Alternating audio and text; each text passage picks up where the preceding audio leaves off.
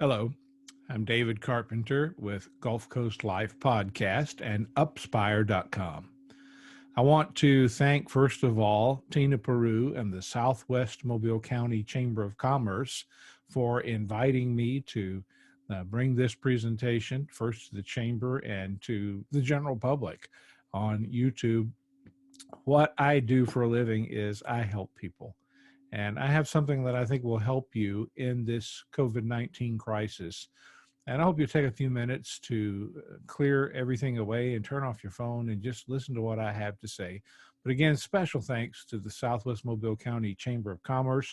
And by the way, if you're looking for a group that will help you make some great connections, you got to build relationships before you can build a business.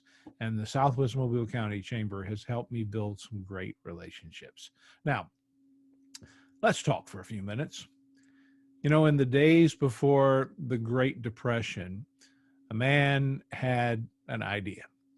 He built a solid company manufacturing specialized drill bits. Unfortunately, he died when he was still in his mid 50s, and his only child, son, inherited the business. Well, the son wasn't really all that interested in his father's company, but he did seem to catch on to the idea of building businesses. Well, by then, the Depression was in full sway. The son took his own ideas during the business and took the capital that he got from his father's businesses and built two more businesses. And when that son died in 1976, his net worth at that time was about $2.6 billion, which would be equal to about $12 billion today. His name was Howard Hughes. You see, there are advantages to navigating a crisis. But here's the thing, you have to find them. They won't find you. You see, for all of us, there are things that we are aware of and things that we are not aware of. And we can only influence or change the things that we are aware of. The things that we are not aware of change us and influence us. The things that we are aware of, the things that we can influence, are the things that we harbor in our conscious mind. The things that you are not, the things that influence you, are the things that are in your subconscious mind. Those are the things that are controlling you. Things that you have been programmed to believe. You're ugly. You're fat. Who do you think you are? Nobody from wherever you're from ever amounts to anything. When I was a boy, I grew up in a little subdivision on the south side of Mobile down off of Dauphin Island Parkway called Belcourt. And I remember when those houses were built, my cousin lived with my dad. His dad was my dad's brother, and his dad was killed in World War II. My dad helped to raise him.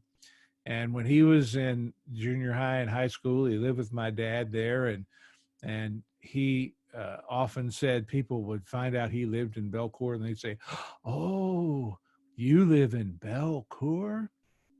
By the time I came along, about 15 years after him, people said to me, "Oh, you live in Belcourt?"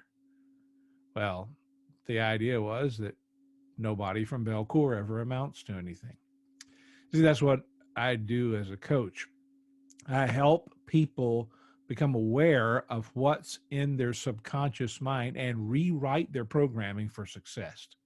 Now, how you respond to a crisis determines how you come out of the crisis.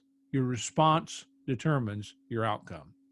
It's your attitude, not your aptitude, that determines your ultimate altitude. Your choice. You can be a victor or a victim. You can hear all the victims venting on Facebook anytime you want to. I'm going to give you several things today if you want to write these down. But number one, a crisis makes it necessary to identify the things that are most important, the things that are essential. Grocery stores. Oh my goodness. Now we have to have groceries. We have to have food. We have a dog. You have to be able to get dog food. You have to be able to get medicine. You have to have access to health care. The importance, all the restaurants, and support your local restaurants, your local businesses. But restaurants have become so important. Toilet paper, just to keep the lights on, keep the water running, clean water, helping small businesses stay open. And, between now and when this crisis is over, and even, 6 weeks or so of this crisis, and the next 6 months after that as well, we're going to get a whole lot wiser. We've said that our personal environments right now are cleaner than they've been in years. But our creativity is what's really in the highest gear of all. Staying alive, Bee Gees used to sing. What's really important to you? If I watch what you do on a daily basis, I'll know what's really important to you. You got to focus on the big things, the really, truly important things. Look, nobody is all that concerned about who's doing what in the NFL or the NBA or any of the sports right now. Oh, we miss them, but it's not making headlines. Nobody really is all that concerned about who might or might not win an Oscar. Everybody just wants to know, are we going to be all right? And the answer is yes, if we focus on the big things, if we focus on the essentials. Number two, a crisis creates a new environment where it is easier and more natural for you to leave your comfort zone. You see, growth only happens when we get outside our comfort zone. It's not comfortable to leave our comfort zone. It's less comfortable to live outside our comfort zone, but that's for another talk. But everything you want is outside your comfort zone. John Maxwell has said it so well. Everything we want is uphill, but by nature, we are downhill people. Everything you want is uphill. It's outside your comfort zone. But a crisis makes it more conducive to leave that comfort zone. People are doing things right now they normally wouldn't do. Most people are facing their fears. People are normally afraid to get outside their comfort zone. But you got to learn to think outside your comfort zone. And when you do, you think outside the box and you bring value to the marketplace. And when you bring value to the marketplace, success follows, and the marketplace rewards you handsomely. Now, you got to get some perspective on your life. You got to find out what's holding you back. You need to find someone that you trust who is trained to help you find the answers that are stored in your subconscious mind, and find the boundary of your comfort zone and jump. Number three, in a crisis, we discover who we really are. We discover our true identities. The old question, is Superman Clark Kent, or is Clark Kent Superman? Which one is the real person and which one is the facade? Well, you'll find out when the world is in a crisis. in one sense, we're all victims of identity theft because since birth, we have been programmed by what people put into our subconscious minds. We have allowed other people to tell us who we are. You're hopeless. You're a liability. But a crisis gives us a chance to reveal our true identities. I am strong. I am valuable. I am an important member of this team. I am a winner, and I can help people. You see, a crisis is like a fire.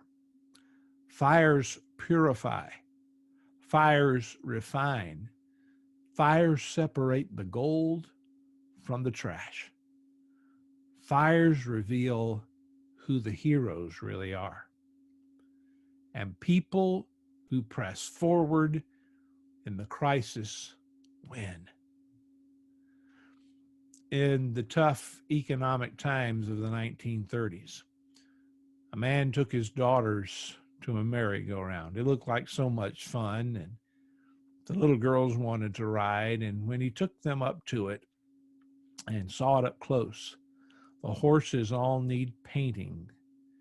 And the only the ones that were on the outside actually went up and down. And he didn't like for his kids to be disappointed. And years later, he opened his own amusement park. He named it after himself, Disneyland. And an empire was born in a crisis because Walt Disney pressed forward in a crisis. Number 4, in a crisis, you learn who your real friends are. You know, we have thousands of friends on Facebook, hundreds of people that we know. But if you have one or two true friends in your life, that's unusual. So how do I know who my friends really are? Because friends run to you in a crisis.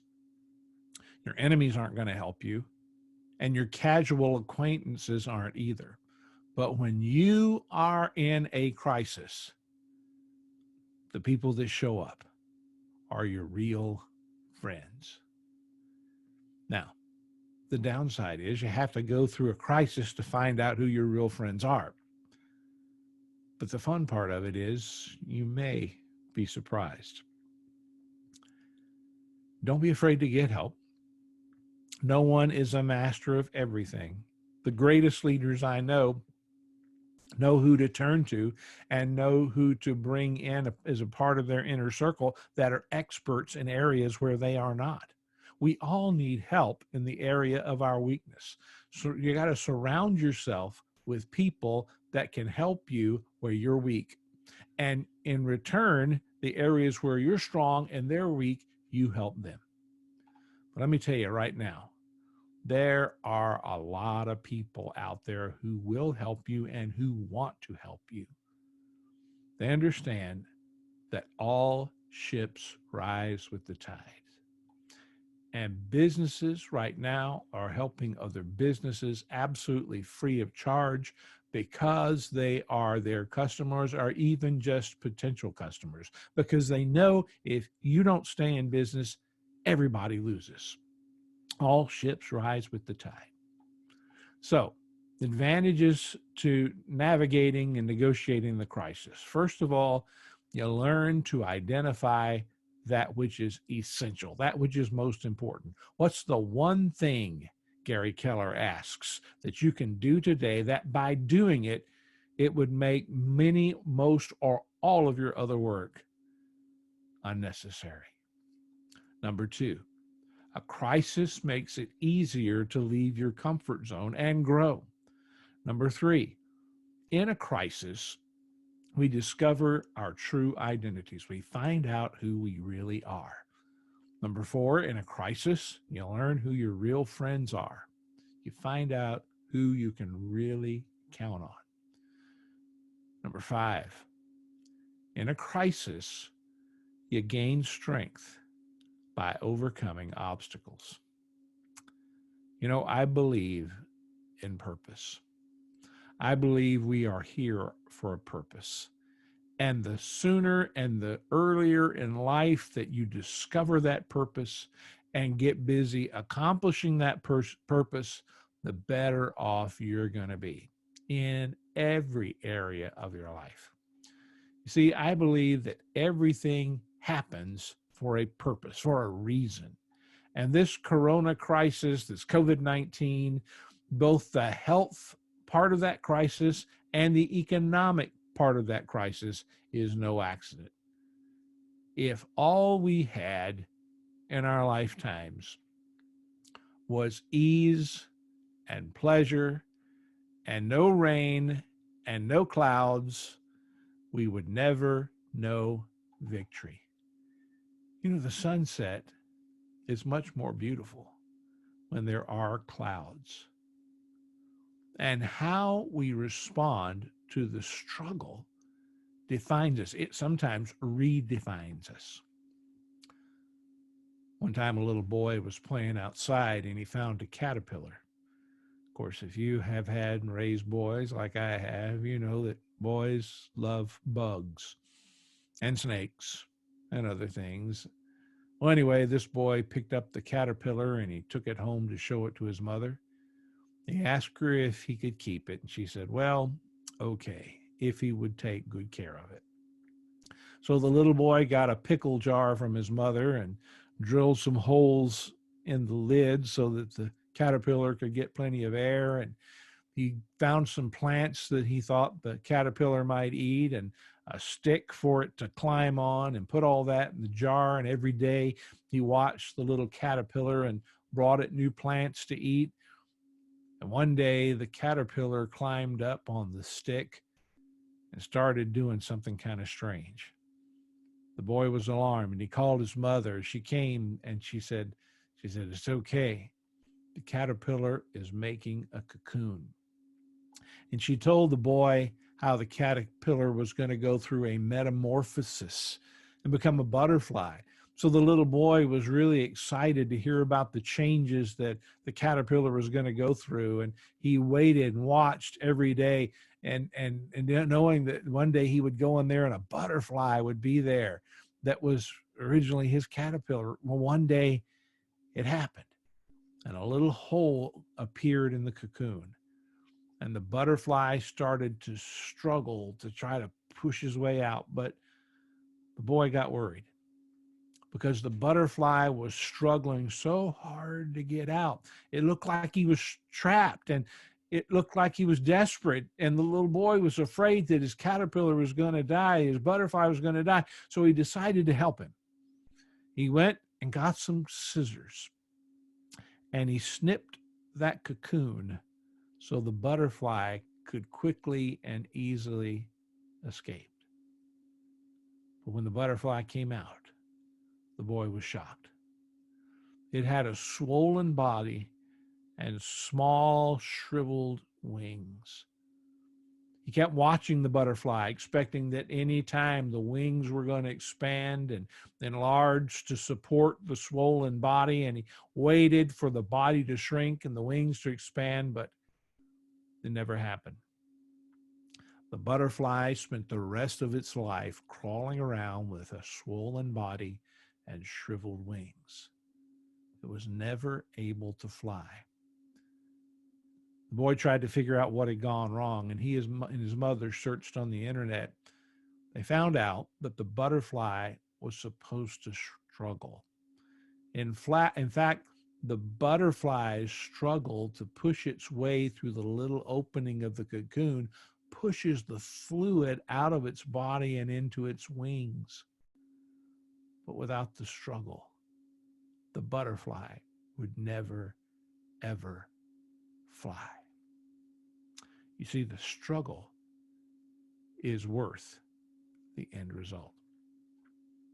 Advantages to navigating the crisis. Number one, we learn what's really important. Number two, it makes it more conducive to leave our comfort zone and grow. Number three, we learn who we really are. Number four, we find out who our real friends really are. Number 5, we get stronger. So what's going to happen? Well, one thing that's going to happen is, get ready for this, things are never going to go back to the way they were. When I was a boy, every Friday, my mother would go get groceries. And on our way to the grocery store, and I would go with her in the summertime when I wasn't in school and before I started school. And so every Friday, we would take our green 1959 Plymouth. We would drive down to a Texaco station not far from our house. We'd drive into that station, and there was a little black hose that ran across the concrete floor there of the station, the parking lot, and it would go ding, ding, one ding when your front tire hit it, another ding when the back tires hit it. And it would ring. It was, the air pressure was in that little hose, and it would actually push the air out of the hose and ring a bell inside the garage. If you were really lucky, you would hit the front right tire, front left tire, back right tire, and you would get ding, ding, ding, ding. You get a quadruple. But when that little bell would ring for us, an elderly man, probably a lot younger than what I am now, seemed like he was probably in his 70s. I think he was just in his late 50s, would walk out. His name was Mr. Skoglund. He was wearing a white shirt, a black bow tie, a cap, not a baseball cap, but like a policeman's cap with a Texaco emblem on it, Texaco emblem on his shirt, polished black shoes. And he'd walk up to our car window and he'd say to my mother, "Well, hello, Mrs. Carpenter. What will it be?" And she would usually say, $3 worth, Mr. Skoglund. And he'd say, "Yes, ma'am." And he'd put the gas nozzle into the tank of the car and would busy himself checking the oil and the battery, check the air in the tires, clean the windows. And he would go and take the nozzle back out and come back to the window and said, "Would that be all?" And she would say, "Yes, sir," and hand him a $5 bill. He'd go inside the station and he would come back with the change, $2. And I was waiting there to give him a tip, 15 cents usually. And he was so grateful for that. Now, I don't know if you're old enough to remember anything like that, but those days are never coming back. Remember what it was like to fly before 9/11? It's never coming back. Remember what things were like when you were in high school, when you didn't have to pay rent, you didn't have to pay utility bills.